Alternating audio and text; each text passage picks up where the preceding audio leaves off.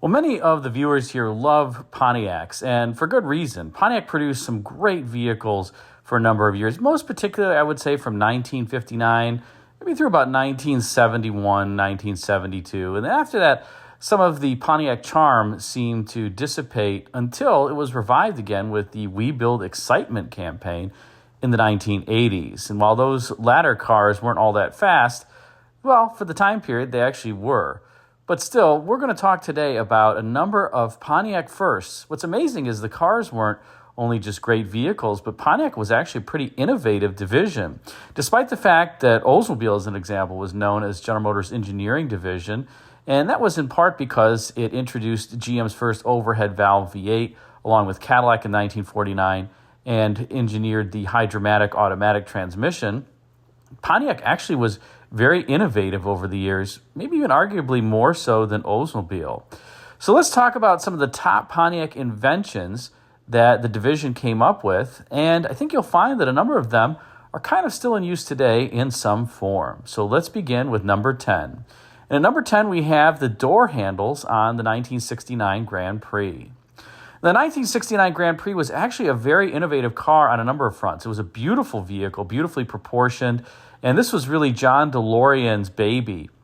He was the one who wanted to make the Grand Prix into the ultimate personal luxury coupe, got it its extended hood with a huge amount of length to give it just the right proportions, and he was even responsible behind the nomenclature of the model trims, the J and SJ, kind of copying Duesenberg's. But one of the things that was innovative on the 1969 Grand Prix, along with quite a few other inventions that we're going to talk about and that also make this list, were the door handles. Remember, during this time, most cars had a door handle where you would kind of use your thumb to push in a button and that would unlock the door. Or you also had the type where you grip it with your entire hand and kind of pull up and that would open the door. But this door handle was pretty interesting in that you used your thumb to really push that section with the ribs, and then that would cause the door handle to swing out, and then you would pull the door open that way. It's something that actually a lot of modern vehicles use. Even cars like the Cadillac Lyriq have door handles like this. And it was something that was started all the way back on the 1969 Grand Prix. Now, interestingly, other General Motors divisions would end up using this door handle as well in subsequent years, including Oldsmobile on the 1971 Tornado, where it would be used for a few years before they would revert to kind of the typical Fisher body style door handle. But this was something, again, that was innovative and unique and very different from the other door handles that we're seeing in other vehicles at the time, and that's why it makes it to number 10. Let's move on to number 9. At number 9, we have the in-windshield antenna. Now, we just talked about the door handles in the 1969 Grand Prix, but another invention that would be introduced in the 1969 Grand Prix would be one that some people loved, some people hated, and that is the in-windshield antenna. As you can see from the brochure here for the 1969 Grand Prix, it's bragging about the fact that they've moved the antenna from the outside of the vehicle to just being simply two 5/1000 thick wires that are embedded inside the windshield. Now, this was a great invention because you didn't have to worry about automatically lowering or raising your antenna as you went through a car wash or to protect it. And, well, it looked clean. You didn't have an antenna just kind of poking out of the vehicle. The car was able to stand on its own with its body unencumbered by the antenna mast and where that would typically be located. Unfortunately, the downside of this approach was that the radio reception in some cases wasn't as great as what it was with a fixed mast antenna or the power antenna. And in fact, a number of General Motors divisions like Cadillac would continue on with their power antenna because they felt that it just had better radio reception and that was what their customers required. And you could often get an optional power antenna in your General Motors vehicle for the same reason. But this would proliferate across a lot of the General Motors lineup in the 1970s. Everything from the midsize cars to the full-size cars to the pickups would have the antenna embedded in the windshield. It also did add to incremental cost if you had to replace the windshield in the event of a stone chip or a rock chip, because obviously now the windshield had an antenna embedded in it. But it's kind of funny that that was a consideration for why this was discontinued, because today so much really depends on the windshields, and windshield replacements are extremely expensive because there's often a lot of sensory devices that have to be able to see through windshields and be calibrated, etc. Pretty much anything you replace on a car today is very expensive, unfortunately. But back in the day, you could get, like I said, this in-windshield antenna, and it was really pioneered on the 1969 Grand Prix, like the door handles that we saw. And by the way, we aren't yet done with inventions that were released on that 1969 Grand Prix. So stick around for the remainder on the list.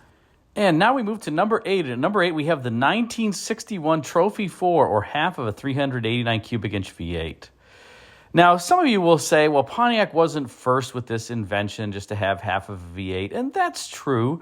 There was, of course, the International Comanche 152 cubic inch four-cylinder that was half of their 304 cubic inch V8 that would come out in 1961 as well. And International would later have 196 cubic inch four-cylinder. But this half of a 389 cubic inch V8, I think the thing that was really innovative for Pontiac is they made it kind of a performance engine to some degree. The standard engine was 110 horsepower and breathed through a single barrel carburetor, but you could get 155 horsepower premium fuel Trophy 4 that was topped with a 4-barrel carburetor.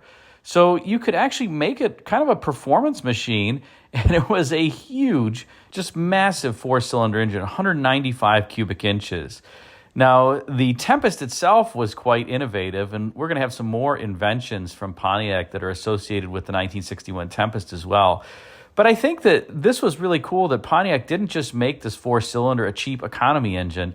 It really tried to put some performance in it. Like I said, the top engine was 155 horsepower, and for comparison, that International Series Comanche 152 cubic inch 4-cylinder made, I think, 93 horsepower. So it just wasn't even close. And yes, this one was a little bit bigger, but still, Pontiac trying to put performance into half of a 389 cubic inch V8, I think that's pretty sweet. Now, the funny thing about these is there's no balance shaft, so they shake a decent amount. Some of that is, let's say, attenuated by the soft engine mounts, but you can even see in the picture for the 4-cylinder here that they had to mount the air cleaner assembly with extra bolts to try to make sure that it was secure. And if you ever see one of these that's running out of tune, it's amazing how much the engine shakes all over the place. But overall, a pretty cool invention for Pontiac, and one that wouldn't last all that long. After a while, the fuel economy of cars just wasn't that important again to customers, as the mid-60s economy in the United States was really booming, and customers really just wanted big V8 engines. And that's why not only did the Trophy 4 go away, but General Motors would sell its little 215 cubic inch aluminum V8 to Rover, because it was just thought that it wasn't wanted anymore, and that would become the famous Rover V8. Now let's move on to number 7. At number 7, we have the Pontiac Retractable trunk light as well as underhood light. Now, if you had a Pontiac in the 1960s, you often saw this option, which was this retractable light that was mounted in the trunk. And I think in the early 1970s, some vehicles even saw it under hood. But as you can see here, this light, it looks like it's just kind of a standard trunk light, but you can actually remove it from its bracket. And then what happens is the cord just unwinds. As you pull it, the cord kind of unravels and the light spins, because the light is what you actually turn to wind up the cord. This was super handy in the event that you had a flat tire at night, or you had some other issue that you needed to use a light and kind of walk around the car to get better lighting. Well, this was perfect because, like I said, the cord would just wind around the light. You would twist it, and as you would pull the assembly, the light would kind of twist and unwind the cord, and you could walk halfway around the car. The cord was actually quite lengthy on these, and later vehicles from GM would kind of copy this. Chevrolet had a similar design under hood in pickups, one of these lights that you actually would crank the cord and wind the cord back up. But it was copied later, but this was something, like I said, that was very popular on Pontiacs in that 1960s era, and a very handy invention. I can't believe that other vehicles really didn't have something like this or didn't copy this with a greater level of frequency, because it was very handy and made sense. And I think it was one of the great things that made Pontiac was this innovative feature. Again, it was optional, but customers loved it, and for good reason.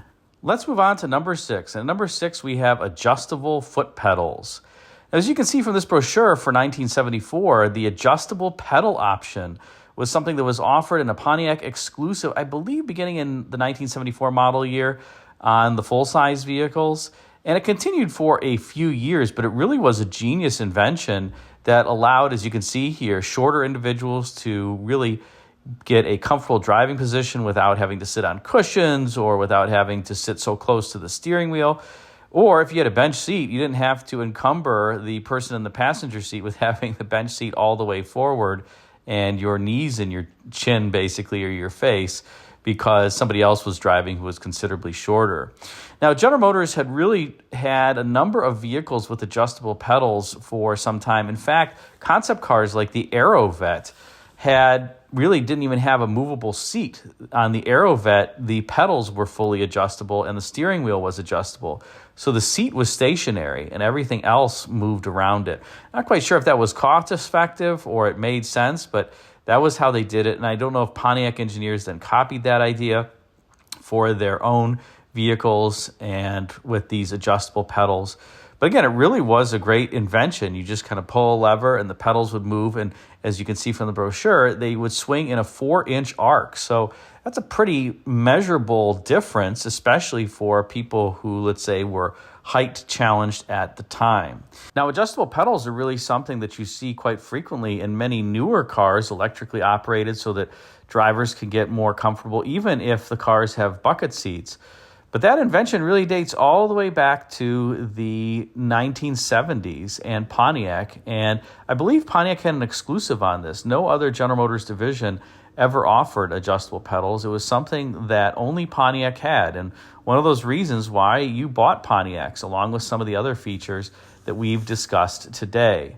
And there will be more of these features that we're going to discuss in a subsequent video. You're going to have to guess what numbers 1 through 5 are, because they're not going to be in this video. They're going to be in a subsequent video on Pontiac. So what do you think are number 1 through number 5 in terms of the top Pontiac all-time inventions that should be on this list? Be sure to put a comment in the comment section and let me know what you think of the ones that I have listed so far. Thanks again for watching.